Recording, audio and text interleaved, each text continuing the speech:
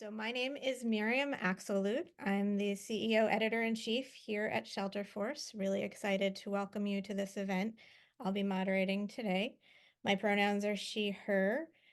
For visual description, I'm a middle-aged white woman with curly dark hair and a prominent gray streak. I'm wearing glasses and earrings and a maroon sweater. Welcome to everybody who is a subscriber to Shelterforce Weekly. If you're not a subscriber, I hope that you will join us, and we'll have that link to sign up in the chat a couple times throughout this event. So we're holding this webinar because we did a series on the low-income housing tax credit last fall. Now, I've been covering this field for a long time, and the low-income housing tax credit, as I think most of you know, is a pretty dominant force in affordable housing. It's responsible for the vast majority of the funding for new affordable housing construction, and is extremely complex. And in typical US fashion, it's arranged as a tax incentive instead of as a direct expenditure.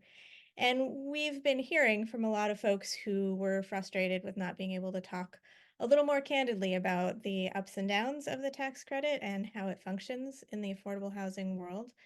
And so we chose to take one of our Under the Lens series and really do some diving into it.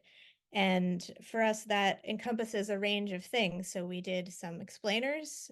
We did a FAQ that helps people get a start at looking at how this program works, though by no means we can get into all the details because it is famously complex. But we looked into how the provisions are enforced and by whom. And we also looked at proposed reforms, some news on some various changes, and talked to people about the challenges that they were facing in working with low-income housing tax credit. And so this webinar is a follow-up to that conversation because what we heard a lot of feedback from the series. And one of the things we heard is that people really want to talk even more about, do we really, can we do better? And how much can we do better? So it's the conversation that we're going to get into today.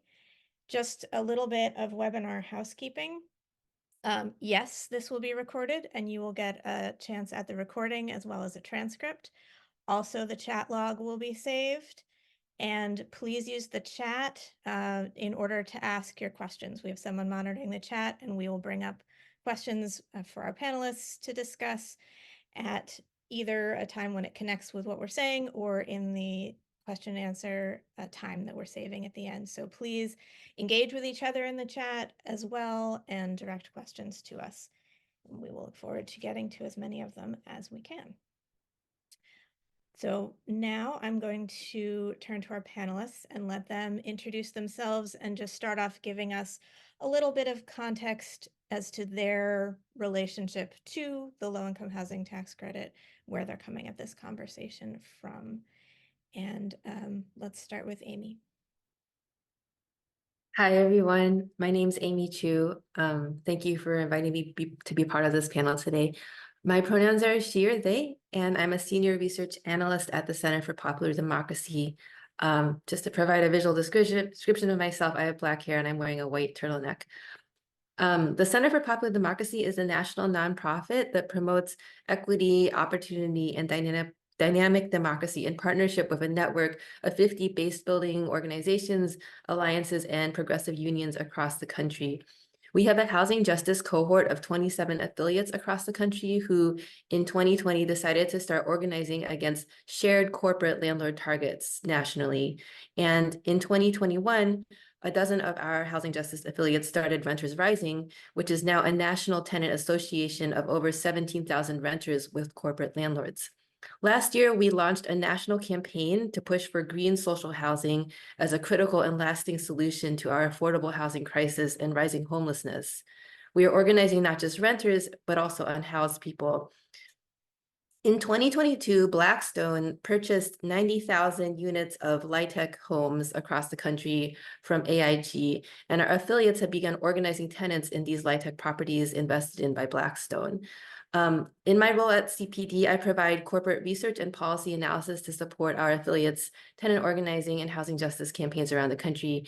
And in 2022, we with Renters Rising co-produced a report that I wrote called Social Housing for All, a vision for thriving communities, renter power, and racial justice that outlines our vision for social housing as a cornerstone of a more just housing system in the US, and what the government's role should be in ensuring housing is a human right.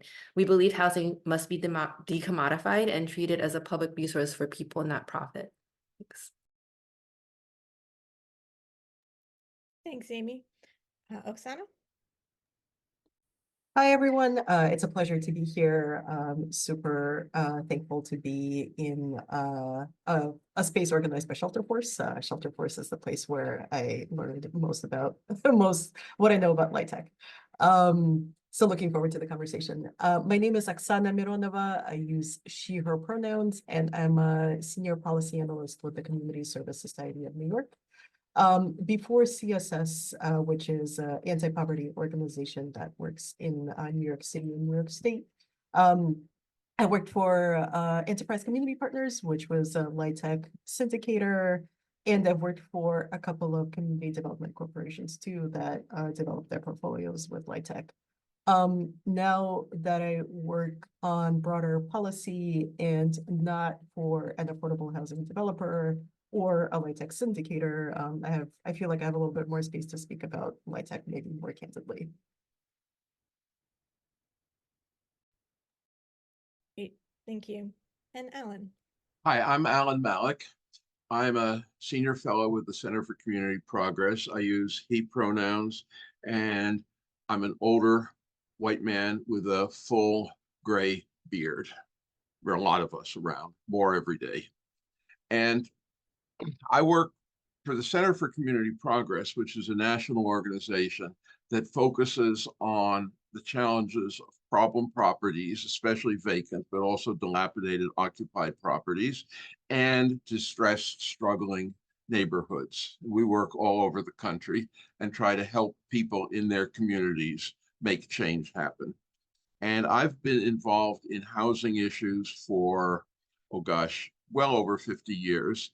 And for many years, I was involved directly in practice. I've been involved in development projects. I've been a municipal official working with developers. I've been an advocate, and I've written and researched. In the last 25 years, I've focused mainly on writing, research, and providing assistance and support to community groups and local governments. But I was involved in the LIHTC program, at least to a limited extent, from the very beginning. Great, thank you all. Really looking forward to hearing from all of your different perspectives and expertise on this. So we're gonna launch right in. LIHTC has essentially become the default housing policy for the United States. That was never its intention. It was supposed to be a financing program, but it really is our housing policy. And in order to talk about what should happen with such a tool that is also our default policy, we need to put it in context of what are our goals and vision, or what should they be. So I wanted to start off talking a little bit about what would your vision for US housing policy be if it could go beyond LIHTC? We're going to start with Alan. Okay, my vision is start out, it's very simple. Everybody should be able to have housing that they can afford and that meets a decent level of quality. And the question is, how do you get there? And I think what we have to do is we have to think about an effective production strategy that increases the stock of housing that people can afford. But even more, we have to think about how do we use our existing housing stock more productively? How do we ensure that people can afford housing when we have a structural gap between low-income wages and the cost of housing in this country? And so one of the things I think is critical to my vision, and I believe any vision of decent housing for all in this country, would be a universal housing allowance system, which would ensure that people who cannot afford the minimum cost of basic decent housing would get the necessary assistance that they need to get there. Great, thank you. Oksana? Yeah, absolutely. I really like the kind of division that Ellen just outlined, where the quality and the affordability are central. I think thinking about the risk that a person encounters within their housing is really important. Where is like, do you have a sense of stability? Is there something hanging over your head at any given moment that the housing might be ripped out from under you, is really important to think about as well. And the question of autonomy as well. And this kind of arises constantly in the US because of the relationship between US housing policy and homeownership, where people think about homeownership as being equitable to essentially like freedom to do what you want. But thinking of it from this perspective of are you able to do that in other types of tenures besides homeownership, I think is really, really important as well. I wasn't born in the US. Most of my work focuses very myopically on New York City, a little bit on New York State. So I tend to get lost sometimes in like thinking much less like outside of New York. gets a little hard sometimes. But I do always kind of like try to think back and defamiliarize myself a little bit with the housing system that we have here, because it's unusual. It is very, very specific to the kind of like the political and economic structures of this country. I've been lucky enough to be able to do some research in other parts of the world, and explaining the way that our housing system works is always really interesting, because when you talk about like New York City has rent stabilization, and if you talk to like a group of people from Germany or from Austria, or other parts of the world, like the idea of mitigating rents is pretty natural because it makes sense. Even if you take something like mortgage insurance and kind of like a mortgage system, it's a little bit more complicated. Lots of governments don't have the FDIC, but it does kind of make sense. But then when you introduce LIHTC, people like eyes glaze over, and it's like, instead of giving direct subsidies, we made up this very complicated system where we pretend to give money to low-income tenants, but actually we're giving it to multinational financial institutions that somehow, through this very complicated Rube Goldberg machine, eventually produce a couple of units. Like, it's impossible to explain, and it never works. And I do think that we should, like this is part of, guess, of this webinar, where thinking that through a little bit more is good. Great, thank you. Amee? So I do have a lot to say on this topic. And I think that when we think of what our vision for what we want housing to be is, we also have to look at how do we understand what is causing the problems we have today with our housing here. And I think for us, there are some root reasons why we are in the situation we're in today. And it has to do with treating land and housing as a commodity for profit and not for human needs. It has to do with the government withdrawing responsibility from ensuring housing is available to everyone. And it also has to do with an imbalance of power, the lack of power that tenants have in relation to their landlords, the lack of power of ordinary people in relation to the people who own the land, the housing, and the corporations that are profiting off of us. So in terms of our situation, we are facing a worsening housing affordability crisis that is only going to keep getting worse if the government doesn't aggressively intervene. I know these stats are probably familiar to most of you, but just to say, homelessness is rising. It increased 12% from last year. Nationally, we lack 7.3 million rental homes that are affordable and available to extremely low-income households. And there are 16 million households that are eligible for federal housing assistance, but receive none. There are over 22 million households that are forced to pay too much for rent, and over 12 million are paying most of their income on rent. So the scale of the problem is enormous. It's huge. And we're losing deeply affordable housing constantly. We lost 4 million deeply affordable homes in the last 10 years because of for-profit landlords increasing the rent in large part.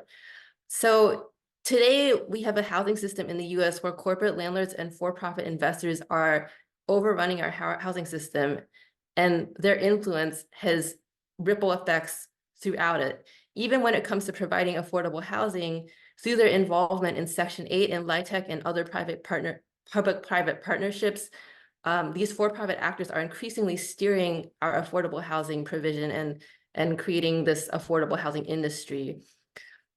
The crisis we face today was created by 50 years of government cuts to affordable housing and the privatization of how we provide affordable housing. And these policy changes are directly related to why we saw homelessness explode in this country since the 1980s. So these forces that we see, these trends, are why our national network of tenant organizations are calling for social housing as a lasting solution. We need to ensure housing is for people and not for profit. And direct upfront public housing is the way we will create the sheer scale of the deeply affordable housing we need. We see that the private market is not producing it. We cannot rely on for-profit actors, but we also see examples from around the world that when the private market was not able to address people's needs, government leadership to fund robust social housing actually succeeded and created amounts of housing at a massive rate and scale that for-profit actors just could not do. So for us, when we talk about social housing, we define it as permanently and deeply affordable to lower income people. It's publicly owned and or under democratic community control. It can never be resold for profit. And there's a strong role for democratic management through tenant unions and resident association. For us, we also consider public housing as a very important part of social housing. Public housing being housing that is directly owned by the government and that is deeply affordable to the lowest income households. In our country, public housing has been neglected, and that's why it's in the terrible state it's in, and its residents have been criminalized. But we don't think public housing inevitably needs to be like that. And we see in examples around the world that actually it's public housing that is most deeply affordable in social housing models around the world compared to other forms of social housing ownership. So in our vision for social housing, we really believe in prioritizing those who need it most first. And in this way, we support a vision of targeted universalism, which means setting universal goals. We want housing for everyone, but we get there by targeting resources to achieve those goals first to the people who need it most. And why is this? It's because housing production is not a policy like rent control that will just immediately go effect and cover everyone everywhere at once overnight. We all know housing construction takes time, and it starts in a certain place. It can't be everywhere at once, but people are facing homelessness now. And so we think that even though the aspiration should be to eventually reach a scale where anyone who wants it, including moderate income families, have access to deeply affordable social housing, we need to start with like lowest income families, communities of color, people with disabilities, people who are seniors, the people who are most in need right now and have the least options in the private market. Because of the scale of the problem is so huge and we have millions and millions of people in need, we are calling on the federal government to create 12 million deeply and permanently affordable homes, spending $1 trillion to do this.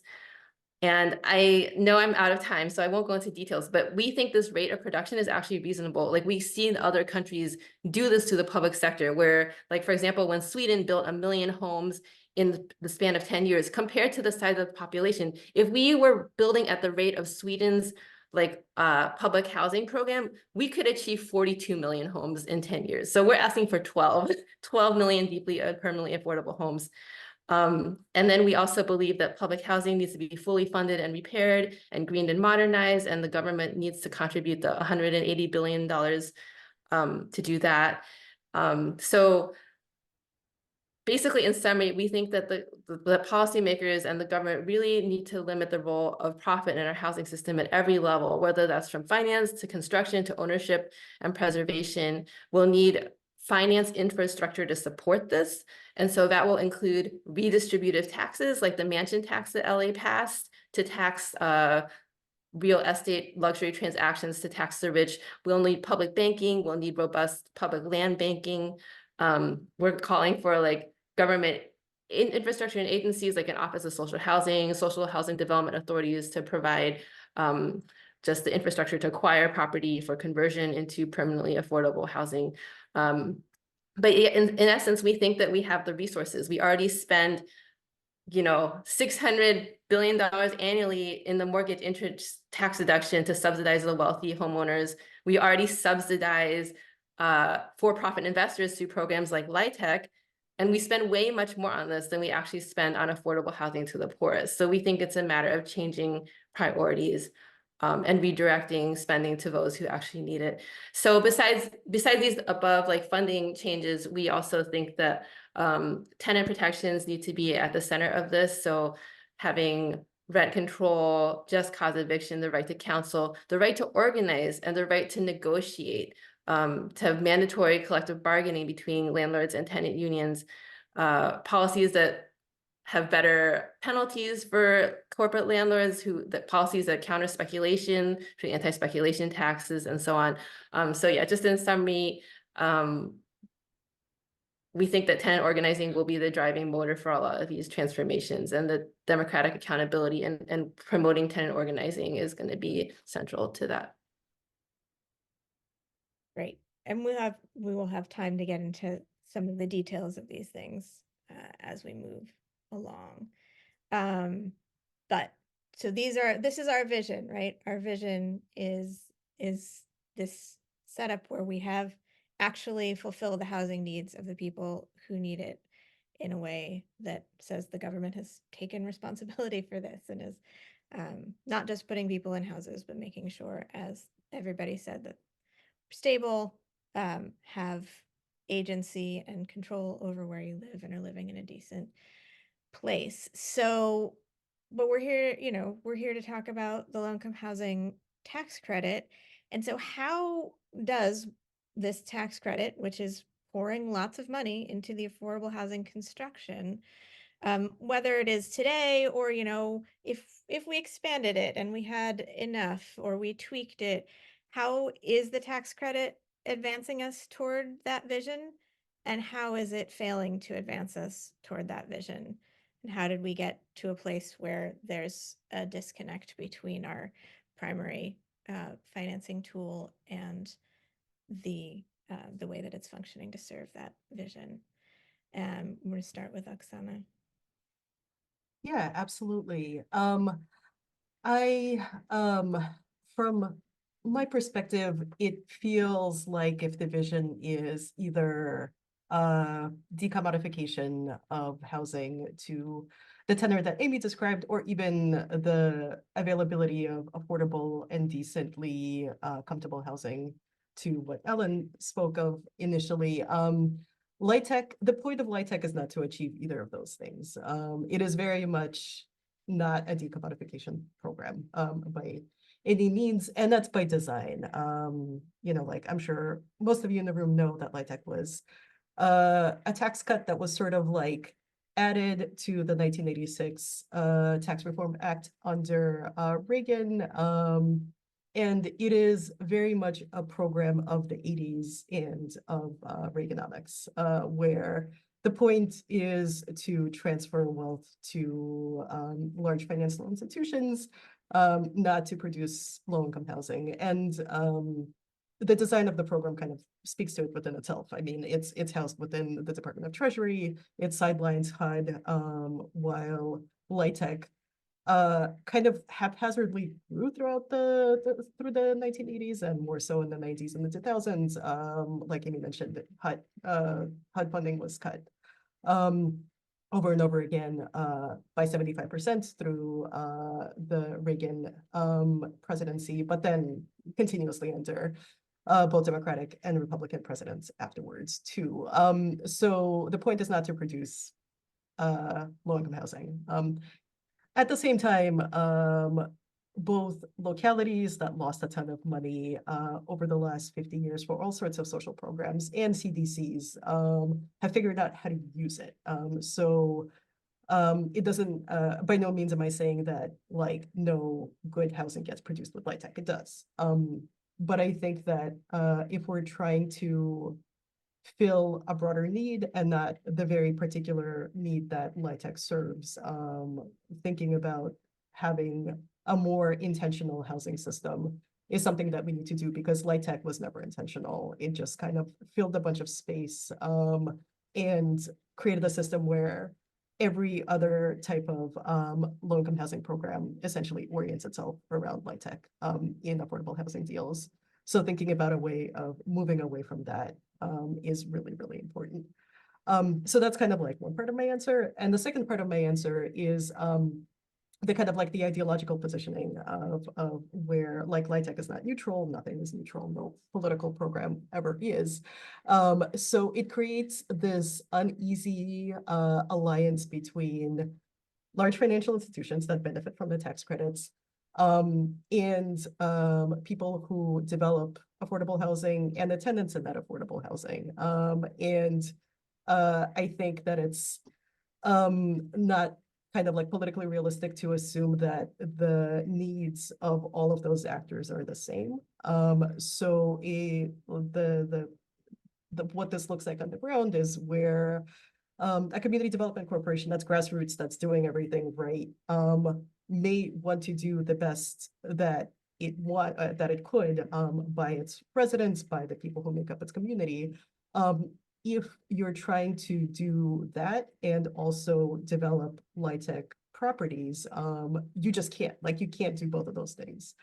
Some organizations manage to do this by bifurcating, where like you have like a section that does tenant organizing, and then you have another section that basically does real estate development. But like at a certain point, those parts of your organizations are going to clash. Within the world of limited resources, the money is going to flow towards the part of the organization that is able to like that is essentially financialized, as opposed to like funding tenant organizing, which there's the funding for that doesn't exist. So I think that the kind of like the prevalence and the centrality of this program creates a situation where local CDCs are really unable to fulfill the kind of like the more radical side of the overall CDC movement, which is tough. Thanks, Oksana. And I agree. I've certainly heard a number of people talk to me about how the dominance of the low-income housing tax credit affects all areas. I will say that I think that among the affordable housing advocates who proposed the idea of the credit in the first place, they did intend it to create low-income housing, but I think it got away from them. You know, they were desperately scrambling for something while the Reagan administration was cutting, and they said, well, maybe they'll like a tax credit, but then you know, it's gone from there. And they say, you know, a system produces what it's the outcome of the system is in the end its intention, and if it's largely sending money to financial institutions, then that has become part of its goal. So yeah, it is. So I want to turn to Alan here to also address this question. Okay. Yeah, I think going back, I mean, basically it was in fact advocated by housing advocates, affordable housing and low-income advocates, because some of the provisions in the tax code that had helped that type of housing were already planned to be cut. So this was a substitute and it got in. And again, nobody expected it to take on the role that it was going to. And for all kinds of reasons, it has sort of swallowed up almost everything else. But taking a step back, I mean, one of the things, and this is an American tax thing that is not typical in other countries, is the United States. It's not like this is a unique phenomenon in American history or American tax law. We use tax credits for all kinds of things in this country. It's a very standard way of trying to incentivize things that for whatever reason, government or somebody considers to be in the public interest to make happen. And at the risk of, trying to be difficult, I don't think it's a subsidy to large financial institutions. The large financial institutions pay a great deal of money, which goes directly into creating low-income housing for the tax credits and the other benefits they get. They get a rate of return on it, yes, but it's not an exorbitant or inordinate one. So essentially, it's a quid pro quo. And I think it raises an interesting question. Given America's history of using the tax code to incentivize public purpose activities, which is not something you see in other countries from my experience, if you can get the right results by using a tax credit, is there anything inherently wrong with using a tax credit versus going in every year to a notoriously fickle at best Congress and asking for a housing subsidy appropriation? And I think, I'm not saying I know the answer. I don't necessarily know the answer to that question, but I think rather than simply say, hey, it's a bad mechanism, we've got to go for capital subsidy and appropriations by Congress, I think it's a debatable point.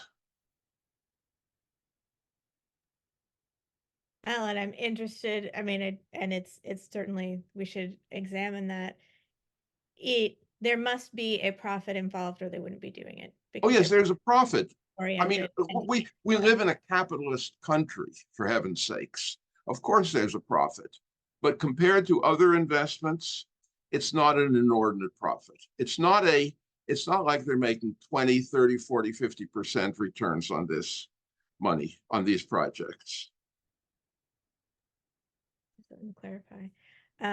And so, Amy, you want to jump in here and talk about how the tax credit matches or doesn't match the vision? Yeah, sure. I think that, as Oksana started to say, so LIHTC works by giving for-profit investors a tax break to invest in lower income housing. And this might not be called a subsidy, but there is some profit skimming involved, because what happens is the tax break that these investors get is greater than the money they actually spend on affordable housing, right? They're spending less on affordable housing, but they're getting back a bigger tax break, which means the government is losing more money than it's actually put into the affordable housing. And so there is this question where if you just cut out the for-profit actor, if the government just directly upfront invested that money directly into affordable housing, that would be a more efficient use of public money. And so the profit skimming, that's the issue. It's like that, we're relying on these for-profit actors, but is that the only way? Like, could we have direct investment that cut them out of the deal? Could we invest in some other actor that, if they profit skin, was a nonprofit entity that was required to use those profits to put it right back into affordable housing, which is what other countries do.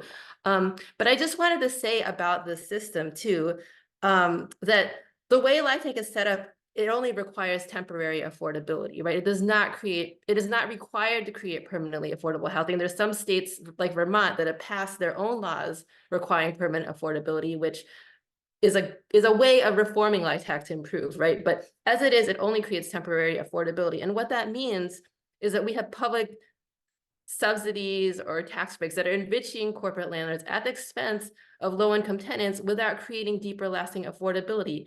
And today, we have a situation where, unfortunately, with all the financialization of our housing market, LIHTC is acting as a corporate tax shelter that is now attracting the largest private equity investors to a greater extent, where the trend is moving away from individual investors, and these large institutional investors are a greater and greater share of LIHTC. So nationally, 80% of LIHTC developers are for-profit institutions.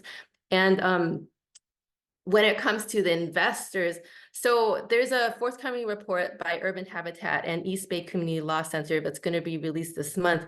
But it looked at the Bay Area and it's found that nearly half of homes that receive LIHTC allocations are owned by for-profit corporations or nonprofits with for-profit characteristics. This isn't just investors, but this is investors setting up shell companies that are the paper owners that have these for-profit characteristics. What is the impact on the tenants of this? So because of this system that is kind of relying on just dispersed local actors to implement it, there's sort of like a lack of regulation and a lack of oversight. And so we have a situation where, you know, when the tax credits expire, the investors can take over properties, they can boost it back up to market rate. And it is a trend that the profit-seeking actors are twice as likely to convert to market rate at the end of those affordability terms compared to like when mission-driven nonprofits are the developers.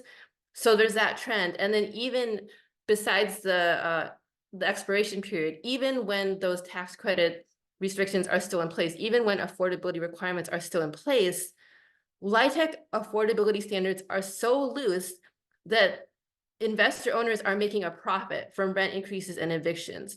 How does this happen? Part of how this happens is because the rents are set to area median income rather than just like the income of the tenants as public housing does. So if you live in an area that's gentrifying, or you live in an area where rents are in your area are increasing, your area median income is increasing. And over time, like that gentrification is going to be allowed to push up the rents allowed in LIHTC. And so that allows massive rent increases of hundreds of dollars for tenants.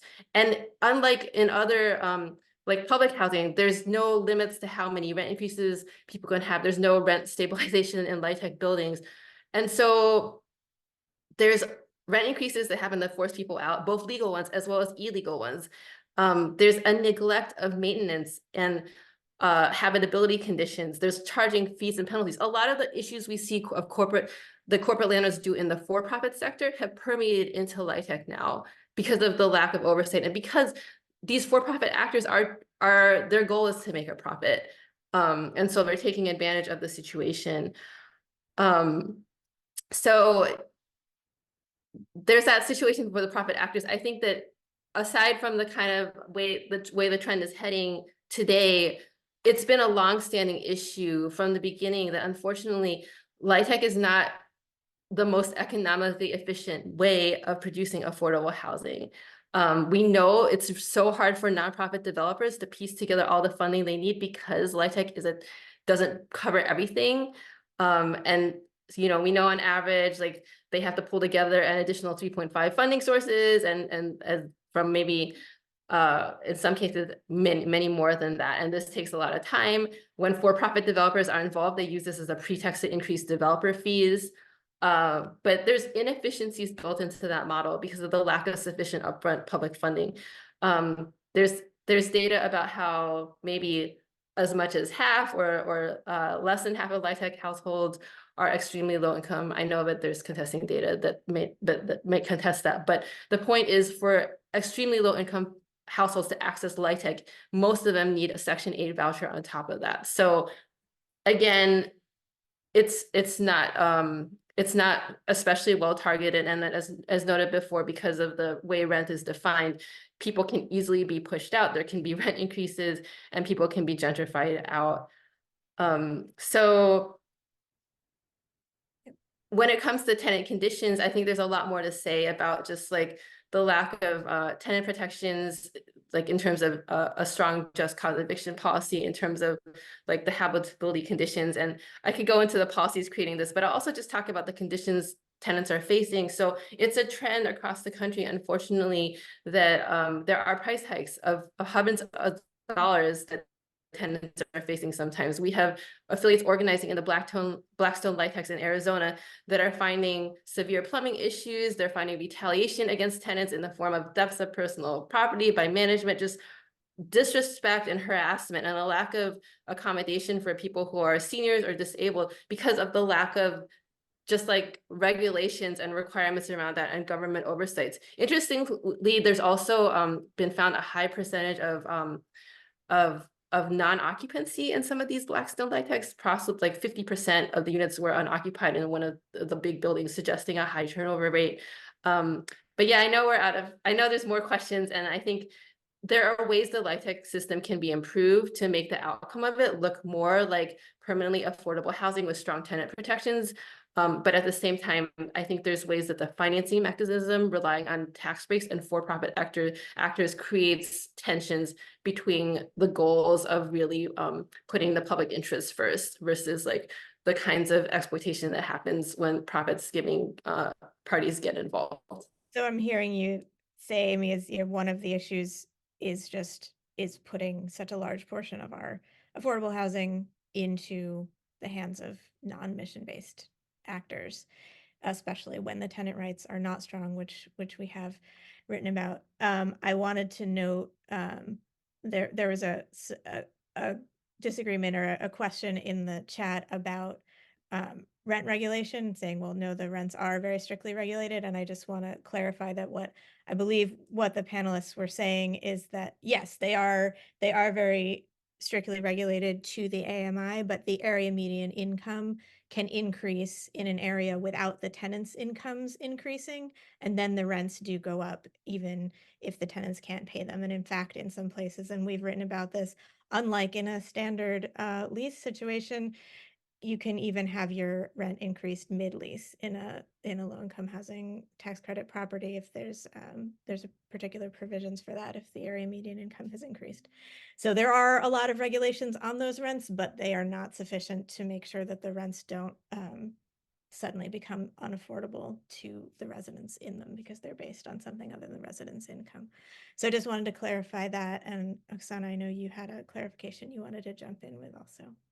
Yeah, on your point about the AMI increases in LIHTC units because of AMI inflation. This is something that we're seeing in the city, in New York, and I suspect that it's probably true in other high-cost markets at this moment in time too, because of how crazy inflation was over the last couple of years, where our AMIs jumped by like 20%. So the rent increases that people are seeing, which are often like sometimes are mitigated by vouchers, or a lot of times are mitigated by vouchers, are like staggering.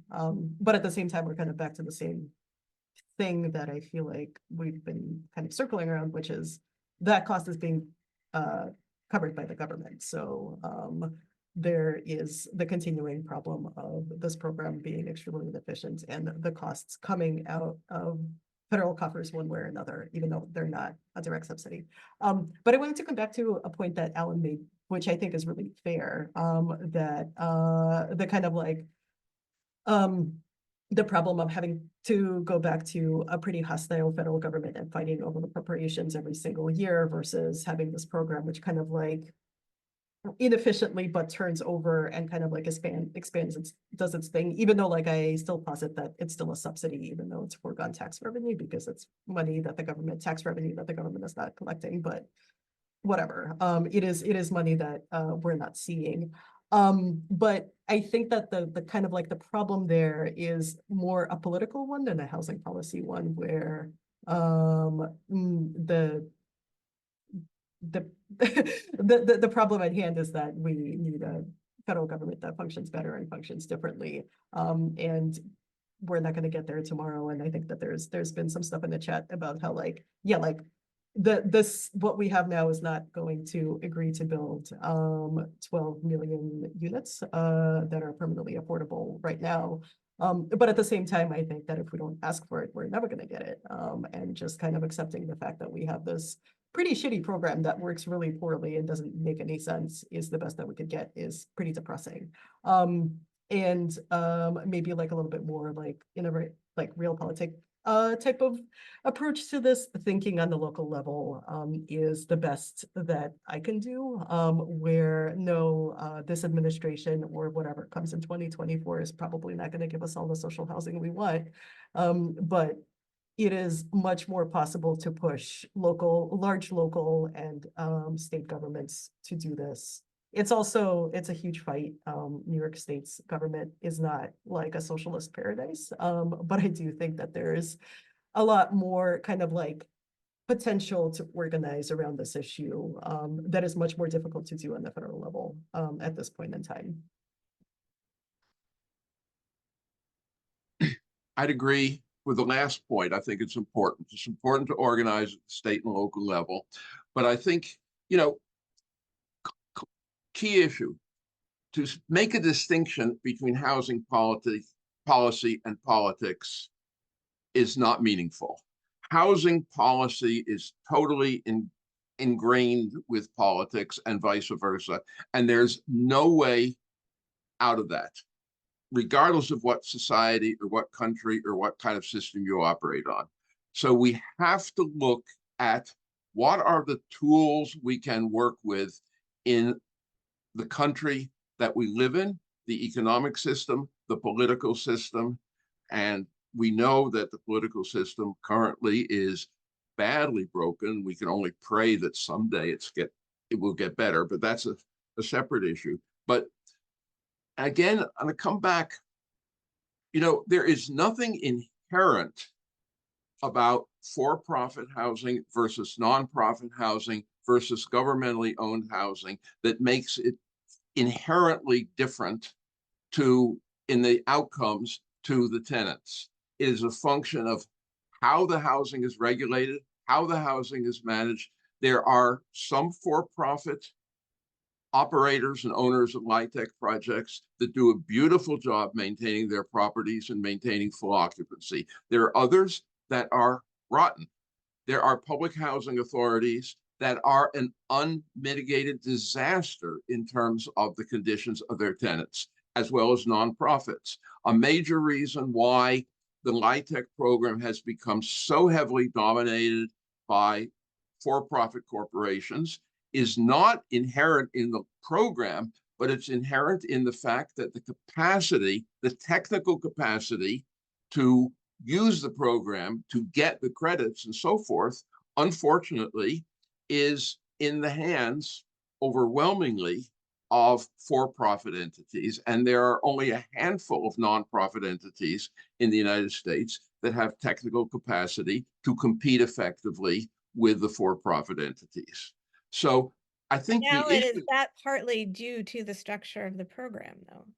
I don't think so.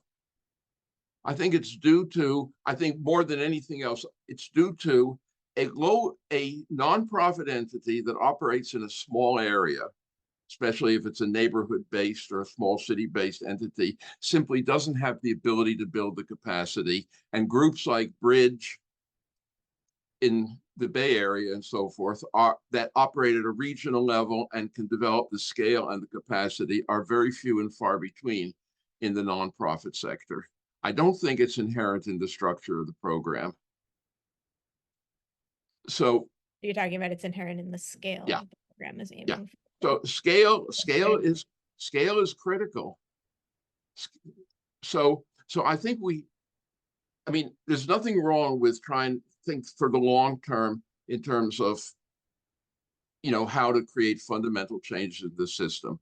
But I don't think we get there by demonizing or by trying to think of things that are simply not achievable within the hand that we're dealt. Anybody want to push back on that for a minute before I do want to get to actually proposing and getting into some of the details of how it could be changed? Yeah, I like to jump in. I'm not sure if I understand right, but I do think that there is a difference as a block when you compare the role of for-profit and nonprofit actors in LIHTC. Like, it doesn't mean there aren't exceptions, but I think there is data that shows that like for-profit actors are more likely to sell back to market rate, that they are more likely to treat tenants badly. And I think that there's many things about LIHTC that can be improved and reformed. But part of those reforms, I think, are trying to limit the role of some of these for-profit actors. So for example, trying to direct more of the LIHTC financing to mission-driven nonprofits versus like the current situation where they don't play as big of a role of LIHTC financing that they could. But I think that, you know, LIHTC could also be reformed to like actually require permanent affordability, to require stronger tenant protections. But trying to direct LIHTC fundings, away from some of the nonprofit actors, I think could actually make an important difference for tenants. All right, let's follow up on that theme then and move into how do we change LIHTC? So either we change it so that it will better move us toward our housing vision, or we start changing it and the environment around it to create a practical off-ramp so that it becomes at least less central and less of the only tool in the toolbox, as a phrase that I've heard many, many times. What do we do? And Alan, you wrote actually a piece for us on this for the for our series. So I'm gonna start with you on that. Okay, first, I think there's a long list of what we should be doing, and some of them have been mentioned in terms of better tenant protections, longer and hopefully permanent affordability provisions, and a lot of other things like that. So I think there are a lot of things, but I want to focus on three things that are kind of systemic. And some of them I notice have come up already in the chat in different fashions. I said the first one, and I think it's very interesting, you know, the United States has a lot of different housing markets. And the LIHTC rents, interestingly, while in, say, the San Francisco Bay Area, LIHTC rents tend to be below what the typical median market rent is. In many parts of the country, particularly the Midwest, the South, outside a couple of hot metros, and the Northeast, outside of sort of New York, DC areas, LIHTC rents are often above the median private market rent for a similar unit. The LIHTC unit is likely to be newer and of somewhat higher quality. So the first thing I'd like to suggest is that we look at other ways of using LIHTC money in areas where LIHTC rents are above the median of the market. And I think there are a variety of possibilities. It's been suggested that LIHTC rents be used to fund additional vouchers or the equivalent in terms of demand side subsidies. I personally would like to see LIHTC rents, LIHTC proceeds converted into pools of funds that could be used, in fact, by local governments or nonprofits or others to upgrade existing private market housing in sort of low income and moderate income rental housing in low income and moderate income neighborhoods, so that properties that are currently habitable but shabby could become good quality housing without any increase in the rents.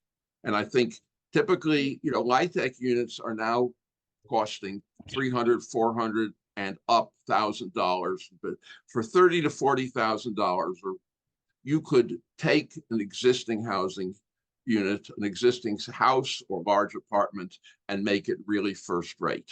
So that's the first one. Use LIHTC for purposes other than building new projects in those parts of the country where you typically have low market rents and a surplus of existing housing. Believe me, there are a lot of them. They don't get into the media the way San Francisco or New York do, but there are a lot of areas like that. The second issue, I think, goes to the question, which has been discussed a lot here, is the fact that LIHTC in many parts of the country has become de facto a program for people earning 25, 30, 40% of AMI, rather than the 50, 60% of AMI that on paper it was originally designed to serve. A lot of those people do get vouchers so they can afford to live in those units without any housing cost burden. But a lot do not, and a lot pay 40, 50% or more of their income in order to live in LIHTC projects. And I think there's something just incongruous about the notion of having a quote affordable unquote housing program where a significant number of the tenants are severely cost burdened. So I think it's time to take a step back, say, I don't have the answer on this one, a specific answer, but I think we have to recognize, unless we're going to create other programs to address the needs of people at 30% of AMI or below. And again, I think that's where we really need a universal housing allowance, but that's a different subject. But assuming LIHTC is going to remain the only or the principal game in town, we have to start thinking about how are we going to create units that people at 30% of AMI can afford on a regular and consistent basis. Some developers, mostly nonprofits, try through various means to make some of the units affordable at 30% of AMI, but it's a struggle, and it's usually only a small percentage of the units. So I think the second issue is to really rethink LIHTC as a program that's going to serve people at 30% of AMI. I don't have the specific fix, but I can work on it if anybody is interested. And then the third issue, which goes to the point on integration, which was raised early in the chat, is I think it's time we abolish the qualified census tract boost. It does absolutely nothing Can you except. define it, Alan? Pardon? What it is. Define what the qualified Okay. boost is. Okay.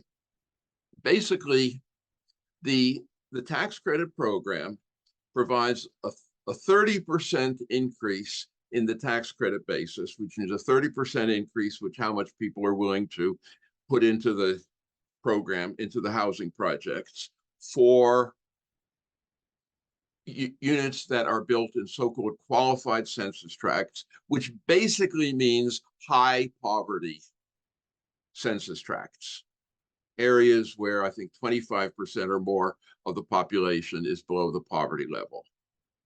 And this provides a massive incentive to build in those areas, which are already the areas that are typically less expensive to build in because it's easier to get land, less political opposition because people want to see something happen in those areas.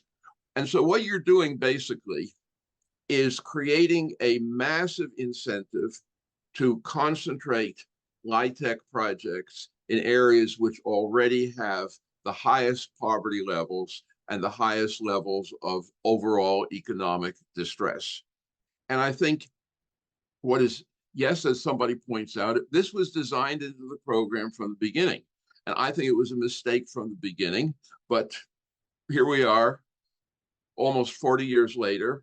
It's time to get rid of it and time to focus on how can we maximize future LIHTC production in areas of opportunity, areas with high-level public services, high-level schools, and so forth.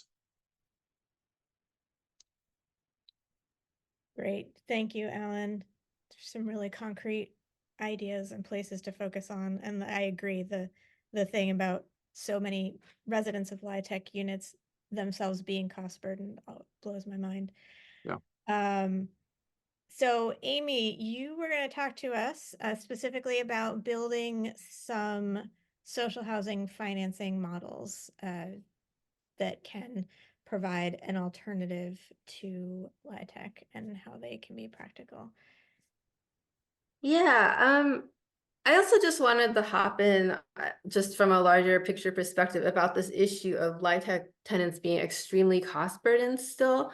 I think it just points to me that there is no way around like creating deeply affordable housing without massive government funding and massive government subsidies. There is no way around it. And so now that is going to be made up for by having Section 8 vouchers on top of it. But if we really want to address like how cost burdened people are and how low income people, like what their incomes are and what they need, there's no way around massive public subsidies. Now the question is, what is the most efficient way to use public money? Like it's not a cost efficient, it's way more cost efficient to use public money at the production stage of creating affordability than at the end stage where you give tenants a voucher. Because by the time you give tenants a voucher, you're also paying for the profit skimming that happens in LIHTC and all those for-profit costs.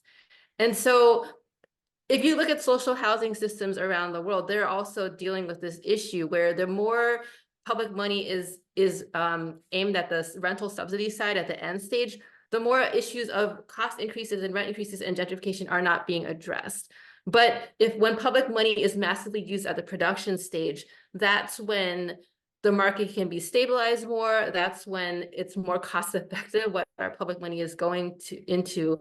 And so I think that points to for why, like, when we look at the scale of housing production that needs to happen, unfortunately, the rate of LIHTC protection, because it's piecemeal, because it's decentralized, because affordable housing developers are scrambling to like make everything pencil through 10 different funding sources, that's not going to be an efficient way of producing the scale of affordable housing we need. And so for us, like, there's this political problem. There's no way around. We need massive public prioritization and funding directly for affordable housing.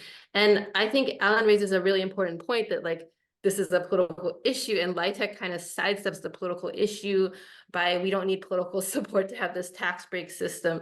But on the other hand, you sidestep the political problem, but you have the economic problem of the market intervening then. And so we know that over time, LIHTC has actually become less and less efficient at creating units. It's actually costing more in tax breaks now to create fewer units, and that has to do with market forces. And that's part of what we see in terms of the corporate investor exploitation of the LIHTC system. It's like, we're protecting tenants by creating this system that lasts in terms of our political, like, government landscape, but we're not protecting them from the trends in our for-profit housing system and the trends of financialization and increasing corporate concentration and how that's affecting people. And so the political fight, I think, is an important fight, and that's part of why tenant organizing is going to be at the center of changing this. I do think that there are steps along the way and reforms that can be made, right? So as mentioned before, I think even within the existing LIHTC system, there are very useful reforms that can happen at the state and the federal levels to change the outcomes of LIHTC so they look more like permanently and deeply affordable housing that's under democratic community control that has strong tenant protections. So for example, the state level QAPs are a very important area for that reform in terms of requiring permanent affordability, requiring that the funds go to nonprofit mission-driven developers as much as possible, requiring stronger tenant protections, that kind of thing. But then in terms of the issue of the fundamental way the profit motive is built into the financing structure through tax breaks and how to address that, I think it is very important to grow other financing possibilities and models at the same time, so we have something to transition off of. And so when you look at how this is achieved, I don't want to underestimate how much progressive taxation matters. Like, when you look at Vienna's robust housing system, like, there is no such thing as a revenue neutral like housing system that is deeply affordable to the people who need it. Like, when Vienna's system was created, it was created by taxing the rich, and that's how they built their public municipally owned housing, which is way more affordable for the lowest income people than the limited profit association housing that they have. And so, you know, progressive taxation, public banking, using public pension funds. Right now, public pension funds are investing in corporate landlords like Blackstone, like, instead having like other sources for low interest loans to fund affordable housing. This is how other systems of social housing have done it. That's how like Finland relies on public banking in order to, like, it's social housing is not permanently affordable. But anyway, low interest loans are an important aspect of financing.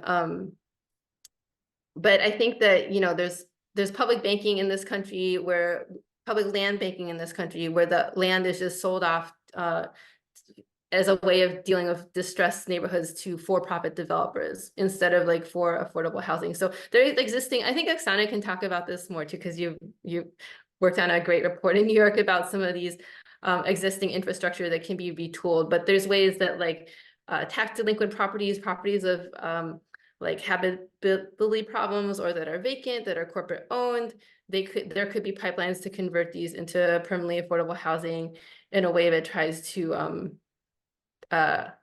help with the costs, because you're not producing new construction, you're using what's already there. So I think there's more I could say, but I feel like I've talked a lot about financing. So I think I'll just leave it at that for now.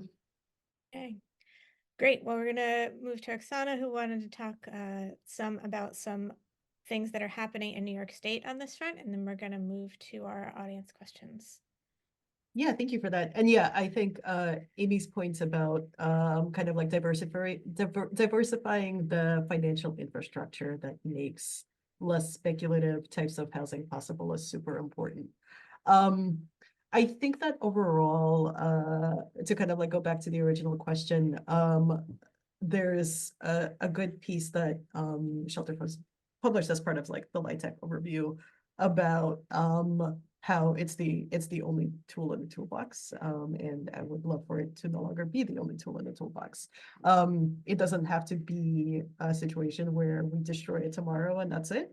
It just needs to wane in prevalence in order for other types of programs and other types of tenures to be able to thrive in the country overall, and in my experience in New York City in particular.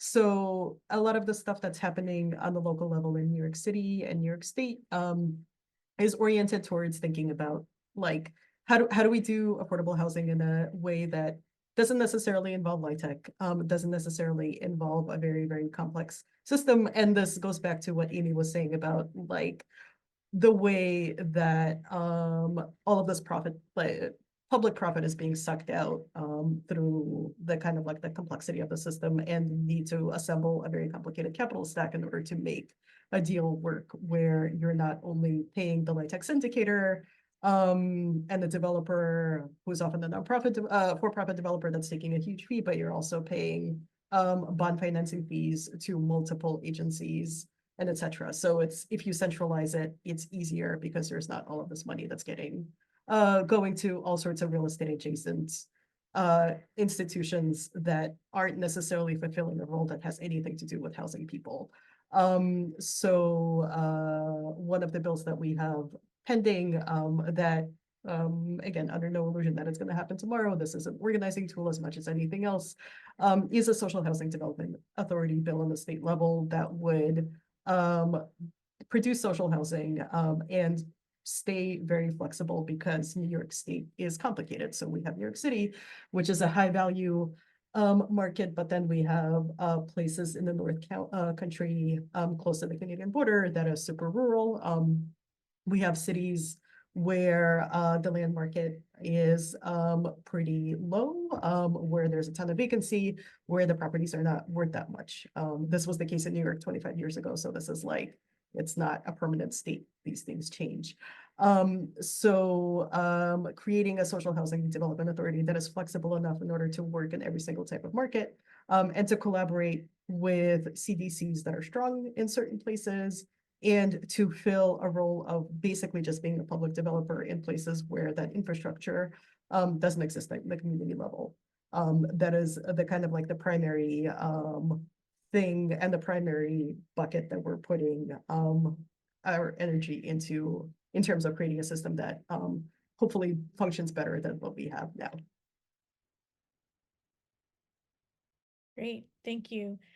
So I want to encourage everyone, there's really great conversation happening in the chat. If you want to direct particular questions to all of our panelists or any specific panelists, please put them in there now.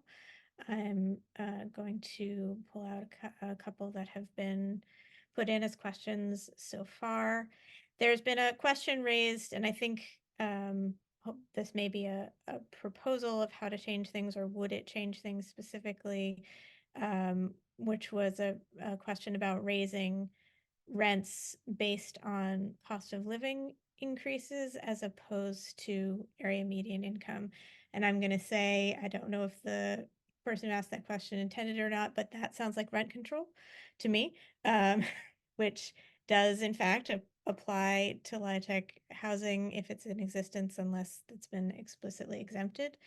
But I'm going to throw that question to the panelists and have you react. Question / idea. Yeah, that does sound a lot like rent control. And I think that all affordable housing subsidy programs work better if there's a regulated market, because it prevents rent inflation, because it in addition to kind of like doing the basic thing of capping how quickly rents rise, there's also the kind of like the secondary impact on the financial markets, where it becomes much more difficult. If you have a fairly airtight regulatory system, it becomes much more difficult to over leverage a building, because you can't just go to a bank and say, I'm going to kick everyone out and hike up the rents by 1,000,000%. So I think, yeah, that would be great.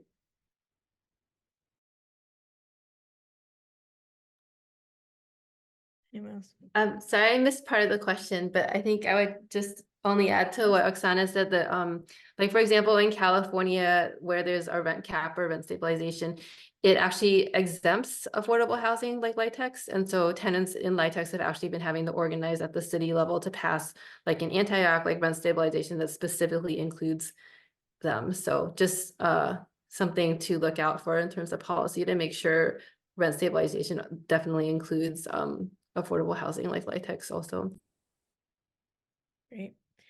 There is also a question, and I did share one article that we wrote about this, but this is something I hear a lot, which is there a potential, and what do we need to do in order to look to expiring LIHTC properties for conversion to permanently affordable housing cooperatives or land trusts or things like that. It's incredibly complicated, and for the amount of time that it gets brought up, it happens fairly rarely. I want to weigh in on the thoughts there.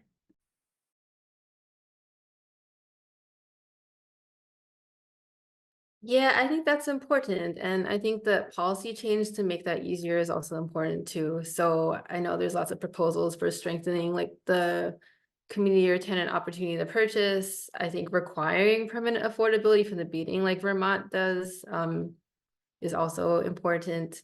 But yeah, I think that supporting tenant organizing to try to like make those conversions happen. And also to kind of, I think, support the larger issues too of like, you know, tenants organizing against some of the corporate landlords that are in LIHTC and questioning why are these corporate landlords being favored with LIHTC subsidies in the first place.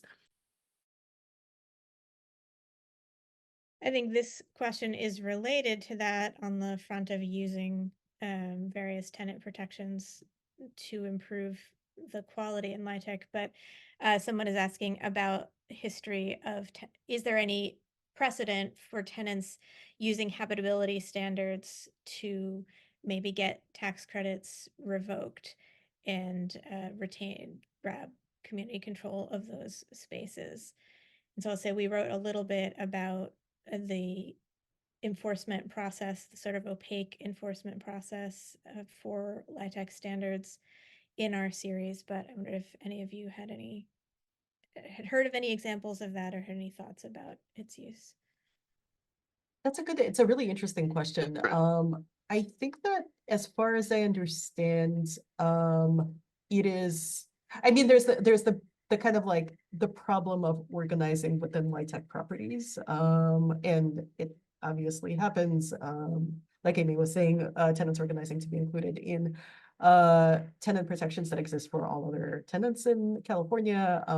I think that there's more and more LIHTC or community organizations that are interested in organizing tenants within LIHTC properties where they're reaching year 15 and or reaching the end of their extended use period. The problem is because in many cases, there's just so little leverage. It's not the same as a project-based Section 8 building where like there's like programs that like, I mean, like are also like market is really inefficient too, but like there's something, and because again, like the kind of like the original problem of this program where it lives within the Department of Treasury, it doesn't live within HUD. It's just like there's the issue of like not really knowing anything about the building, not really knowing much, having much infrastructure that is built into the program in order for this to happen. So I think that organizing for whether it's for the building to become a limited equity co-op at the end, or organizing for against habitability issues and using the credits as leverage just becomes more difficult because that infrastructure is not in place. Yeah, I personally have not seen an example of tenants able to get the tax credits revoked because of habitability problems. I also think that it's really important to have stronger enforcement mechanisms than just this possibility of revoking the tax credits, because I think, one of, like Oksana said, because of the lack of oversight, like there's, even within that tax credit period, there's not that many inspections that happen, and there's a lot of just allowing the landlord to just testify to certain conditions without like verifying if that's actually true when there are problems. But there's also this issue of after the tax credits already expire for like the rest of that 30 years, like there's no incentive, there's even less incentive to comply with any habitability standards. So it can't just depend on the tax credits being used to hold the landlord or investors accountable. I think there's been proposals for just like landlord licensing, or just like stronger code enforcement measures in general, especially and then how it's operationalized to LIHTC, but also in terms of like fines, penalties, possibly revoking landlords' licenses. So some stronger mechanisms in addition to just revoking. Agreed. And we talked about that a bit in the article that Shelby King, our reporter, wrote on enforcement in LIHTC, that there are a couple of states that are looking into putting stronger provisions for enforcement in, because if the tax credits, if they can't be recaptured after year 15, but you're supposed to continue following all these rules until year 30. I mean, I hear all sorts of people talk about as if the rules actually end at year 15, because that's when the enforcement stops, even though they are supposed to extend to 30. And that's how strongly that the enforcement drops off, that they're actually assumed to go away at that time. There's a question that I did get addressed a little in the chat, but I wanted to bring it up to everybody so that they could hear the answers that was given. And it speaks to this question that we talked a lot about in the beginning about the inefficiencies of LIHTC. And one of the things that I like about this question is just pointing out to us that it's not just whatever profit that the investors are making that involves the cost of LIHTC. There's also syndicator fees and legal fees and consultant fees to make these incredibly complex deals work. And they were asking about the cost. Does anybody have a sense of how much cost these various things add? And I don't think anyone has a really firm answer, but Alan had an estimate. So I just wanted. I have, it's a ballpark. There are two things that, I mean, LIHTC projects are very expensive, but and if you compare them to conventional market, plain vanilla market projects of roughly the same size and type being built in the same communities, they're significantly more expensive. I think there are two factors, though. One is justifiable, the other one not so much. Certainly, the fact that the investors do get a profit, not a huge profit, but it is a profit. And of course, the syndicators, the lawyers, the accountants, and everybody takes a cut. And of course, when Enterprise or LISC acts as a syndicator, they take a cut, even though it's nominally nonprofit. And then you have developer fees and so forth. So that, my guess is that adds probably about 15%, maybe 10–15%. It's not the other thing, though, is LIHTC projects tend, not all of them, but most of them tend to be built to higher standards in many respects than conventional market projects. especially if you know you're going to be running a project for 30 years, maybe longer, and you know that, depending on what you can do with rents and so forth, you may not be able to see a significant increase in reserves and net income and so forth over that period.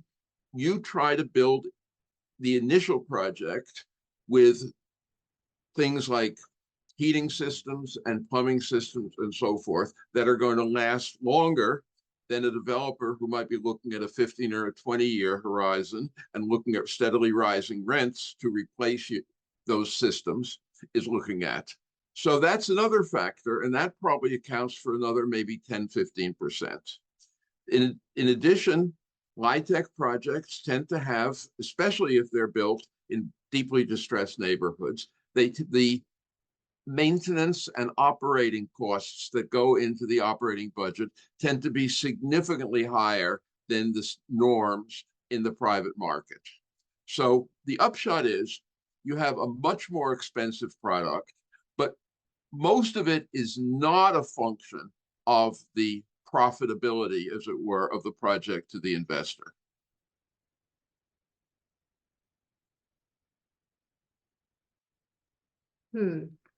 I feel like I had a question about that. Just, I don't know if maybe there's just wide variance, but just for one example, like in the case of a property that Blackstone bought from AIG called Riseborough in New York City, I think I saw that there's a record that AIG had paid $2.5 million for the project, but they got $3.3 million in tax breaks from it. So I don't know if that accounts for inflation or something, but that's very high. Like they got 3.3 out of paying 2.5. So that seems like about a 30% increase. That said, I also don't know this question about syndicator fees, but I do think it's very important to point out, like every single level where there's a for-profit actor involved, like there is this issue of developer fees, there is this issue of syndicator fees, there is this issue of private owners raising rents when they can because of the bandwidth allowed by the AMI calculations. So I think it would be very interesting to just see what that adds up to and also compare when there are like large private equity investors and having like corporate or for-profit owners be their partner versus affordable housing, mission-driven affordable housing developers, and see how the profit skimming is working out in those different cases. I do think that there's some interesting there's some really great examples of mission-driven nonprofits, like the Women's Community Revitalization Program in Philadelphia. I think that really achieved like 100% of their units being affordable to extremely low income. I think they also needed Section 8 vouchers to do that, but I think there are examples that show like, different important differences between the different kinds of actors and the outcomes they're able to achieve.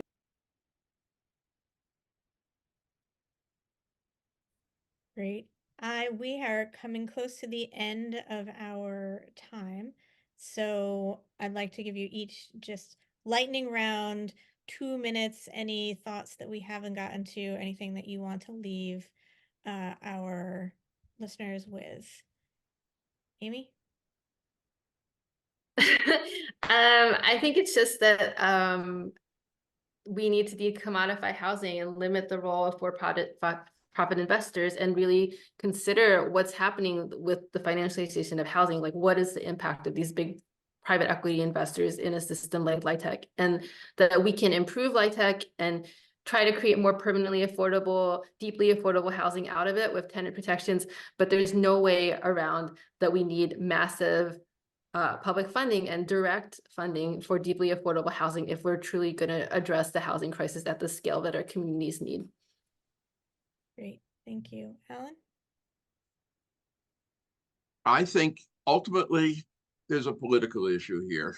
The LIHTC has a powerful collection of lobbyists, which kind of run the gamut from for-profits, nonprofit, community-based organizations, et cetera, that make their money off LIHTC, et cetera. It's become entrenched.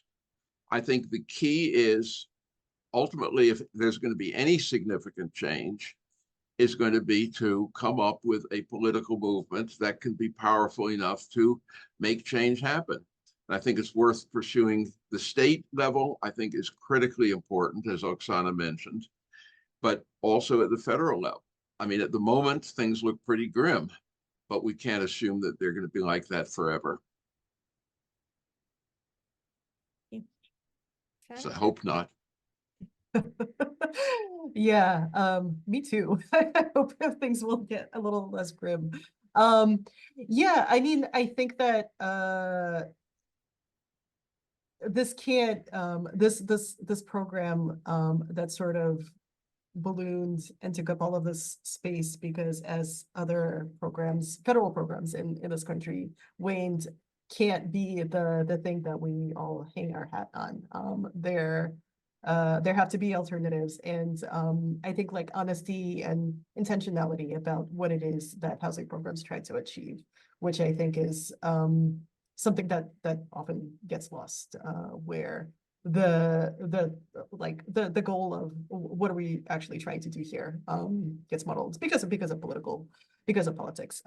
So being forthright about who we're housing, how long we're housing them for, and who is getting paid off all of these deals is should be kind of part of the conversation.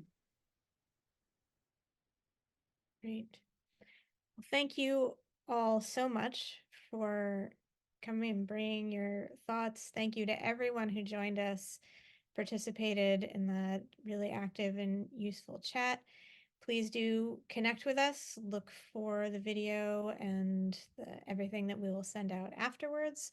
And we will, continue to have these conversations about the low-income housing tax credit, about social housing, about housing policy in this country. So join us and follow along and contribute your thoughts. Thank you to everyone.